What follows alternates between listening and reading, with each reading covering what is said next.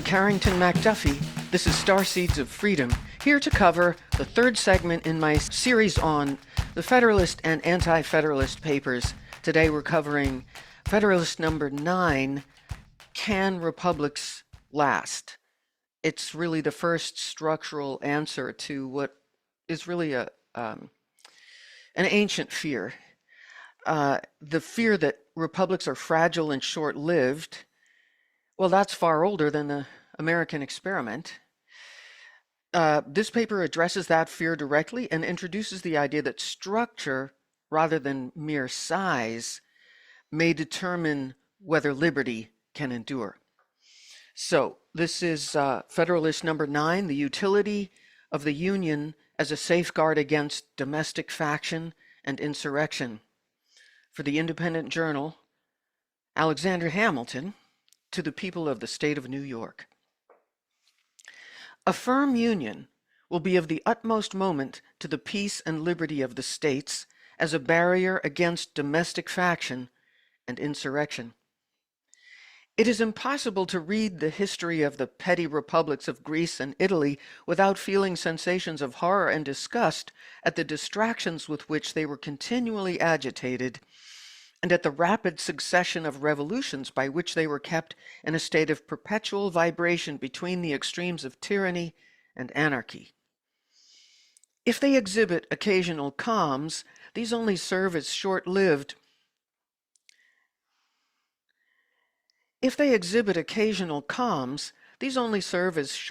contrast to the furious storms that are to succeed. If now and then intervals of felicity open to view, we behold them with a mixture of regret arising from the reflection that the pleasing scenes before us are soon to be overwhelmed by the tempestuous waves of sedition and party rage. If momentary rays of glory break forth from the gloom, while they dazzle us with a transient and fleeting brilliancy, they at the same time admonish us to lament that the vices of government should pervert the direction and tarnish the luster of those bright talents and exalted endowments for which the favored soils that produce them have been so justly celebrated.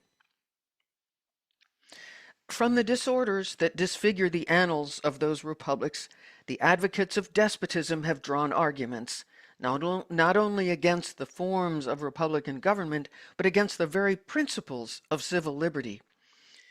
They have decided all free government as inconsistent with the order of society, and have indulged themselves in malicious exultation over its friends and partisans. Happily for mankind, stupendous fabrics reared on the basis of liberty, which have flourished for ages, have in a few glorious instances refuted their gloomy sophisms, and, I trust, America will be the broad and solid foundation of other edifices, not less magnificent, which will be equally permanent monuments of their errors. But it is not to be denied that the portraits they have sketched of republican government were two just copies of the originals from which they were taken. If it had been found impracticable to have devised models of a more perfect structure, the enlightened friends to liberty would have been obliged to abandon the cause of that species of government as indefensible. The science of politics, however, like most other sciences, has received great improvement. The efficacy of various principles is now well understood, which were either not known at all or imperfectly known to the ancients. The regular distribution of power into distinct departments, the introduction of legislative balances and checks, the institution of courts composed of judges holding their offices during good behavior, the representation of the people in the legislature by deputies of their own election, these are wholly new discoveries, or have made their principal progress towards perfection in modern times. They are means, and powerful means, by which the excellences of republican government may be retained and its imperfections lessened or avoided. To this catalogue of circumstances that tend to the amelioration of popular systems of civil government, I shall venture, however novel it may appear to some, to add one more on a principle which has been made the foundation of an objection to the new Constitution, I mean the enlargement of the orbit within which such systems are to revolve, either in respect to the dimensions of a single state or to the consolidation of several smaller states into one great confederacy. The latter is that which immediately concerns the object under consideration. It will, however, be of use to examine the principle in its application to a single state, which shall be attended to in another place. The utility of a confederacy, as well to suppress faction and to guard the internal tranquility of states as to increase their external force and security, is in reality not a new idea. It has been practiced upon in different countries and ages, and has received the sanction of the most approved writers on the subject of politics. The opponents of the plan proposed have with great assiduity cited and circulated the observations of Montesquieu on the necessity of a contracted territory for a republican government. But they seem not to have been apprised of the sentiments of that great man expressed in another part of his work, nor to have adverted to the consequences of the principle to which they subscribe with such ready acquiescence. When Montesquieu recommends a small extent for republics, the standards he had in view were of dimensions far short of the limits of almost every one of these states. Neither Virginia, Massachusetts, Pennsylvania, New York, North Carolina, nor Georgia can by any means be compared with the models from which he reasoned and to which the terms of his description apply. If we therefore take his ideas on this point as the criterion of truth, we shall be driven to the alternative either of taking refuge at once in the arms of monarchy, or of splitting ourselves into an infinity of little jealous, clashing, tumultuous commonwealths, the wretched nurseries of unceasing discord, and the miserable objects of universal pity or contempt. Some of the writers who have come forward on the other side of the question seem to have been aware of the dilemma, and have even been bold enough to hint at the division of the larger states as a desirable thing. Such an infatuated policy, such a desperate expedient, might, by the multiplication of petty offices, answer the views of men who possess not qualifications to extend their influence beyond the narrow circles of personal intrigue, but it could never promote the greatness or happiness of the people of America. Referring the examination of the principle itself to another place, as has already been mentioned, it will be sufficient to remark here that, in the sense of the author who has been most emphatically quoted upon the occasion, it would only dictate a reduction of the size of the more considerable members of the Union, but would not militate against their being all comprehended in one Confederate government, and this is the true question in the discussion of which we are at present interested. So far are the suggestions of Montesquieu from standing in opposition to a general union of the states that he explicitly treats of a Confederate republic as the expedient for extending the sphere of popular government and reconciling the advantages of monarchy with those of republicanism. Quote, "It is very probable," says he, "that mankind would have been obliged at length to live constantly under the government of a single person had they not contrived a kind of constitution that has all the internal advantages of a republican together with the external force of a monarchical government. I mean a confederate republic. This form of government is a convention by which several smaller states agree to become members of a larger one, which they intend to form. It is a kind of assemblage of societies that constitute a new one, capable of increasing by means of new associations till they arrive to such a degree of power as to be able to provide for the security of the united body. A republic of this kind, able to withstand an external force, may support itself without any internal corruptions. The form of this society prevents all manner of inconveniences.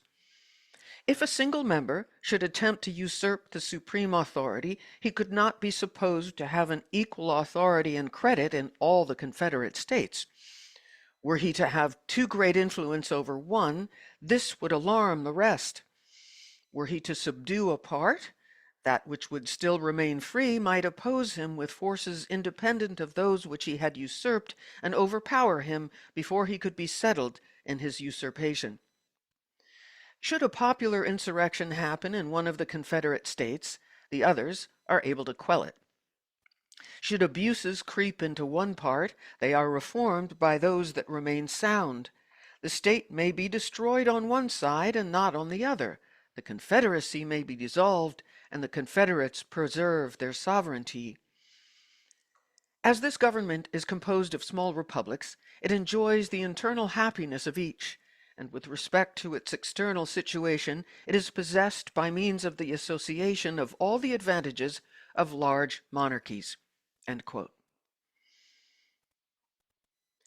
I have thought it proper to quote at length these interesting passages because they contain a luminous abridgment of the principal arguments in favor of the Union, and must effectually remove the false impressions which a misapplication of other parts of the work was calculated to make. They have at the same time an intimate connection with the more immediate design of this paper, which is to illustrate the tendency of the Union to repress domestic faction and insurrection.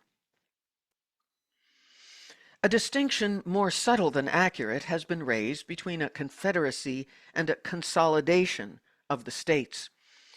The essential characteristic of the first is said to be the restriction of its authority to the members in their collective capacities without reaching to the individuals of whom they are composed.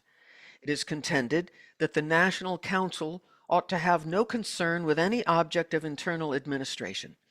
An exact equality of suffrage between the members has also been insisted upon as a leading feature of a Confederate government. These positions are in the main arbitrary. They are supported neither by principle nor precedent. It has indeed happened that governments of this kind have generally operated in the manner which the distinction taken notice of, let me say it again. It has indeed happened that governments of this kind have generally operated in the manner which the distinction taken notice of supposes to be inherent in their nature, but there have been in most of them extensive exceptions to the practice, which serve to prove, as far as example will go, that there is no absolute rule on the subject, and it will be clearly shown in the course of this investigation that as far as the principle contended for has prevailed, it has been the cause of incurable disorder and imbecility in the government. The definition of a Confederate republic seems simply to be an assemblage of societies, or an association of two or more states into one state. The extent, modifications, and objects of the federal authority are mere matters of discretion. So long as the separate organization of the members be not abolished, so long as it exists by a constitutional necessity for local purposes, though it should be in perfect subordination to the general authority of the Union, it would still be, in fact and in theory, an association of states or a confederacy. The proposed Constitution, so far from implying an abolition of the state governments, makes them constituent parts of the national sovereignty by allowing them a direct representation in the Senate, and leaves in their possession certain exclusive and very important portions of sovereign power. This fully comprehends in every rational import of the terms with the idea of a federal government. In the Lycian Confederacy, which consisted of 23 cities or republics, the largest were entitled to 3 votes in the Common Council, those of the middle class to 2, and the smallest to 1. The Common Council had the appointment of all the judges and magistrates of the respective cities. This was certainly the most delicate species of interference in their internal administration, for if there be anything that seems exclusively appropriated to the local jurisdictions, it is the appointment of their own officers. Yet Montesquieu, speaking of this association, says, quote, were I to give a model of